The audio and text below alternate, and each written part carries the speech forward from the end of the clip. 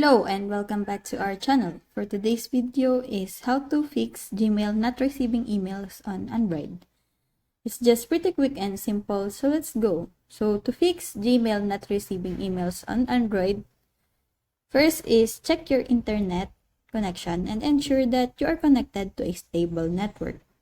You can check in the Wi-Fi or you can also use your mobile data. Next is verify that you have not reached the storage limit for your Gmail account. Next is check your spam folder. So to check your spam folder, just press the three lines on the upper right corner, then scroll all the way down to spam. This ensures that the emails are not being marked as spam. You can also disable any filters or forwarding rules that may be blocking the emails from being received. Next is clear the cache and data from the Gmail app on your Android device. So to do that, go to Settings,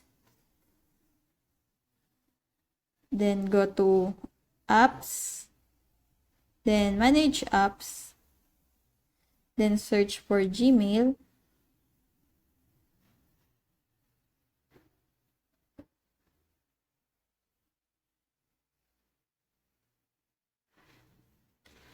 Then press clear data and just clear the cache. Just press OK. You can also restart the app. Then, if that doesn't work, you can update your Gmail app to the latest version. So to check that, go to Play Store, then search for Gmail. Then just press the update.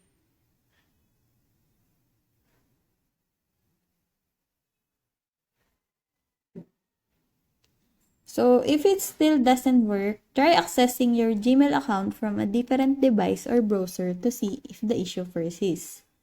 So that's it. I hope that you learned something on how to fix Gmail not receiving emails on Android. And if you have any questions or comments, kindly put it in the comment section below. And if not, don't forget to subscribe and like. Thanks!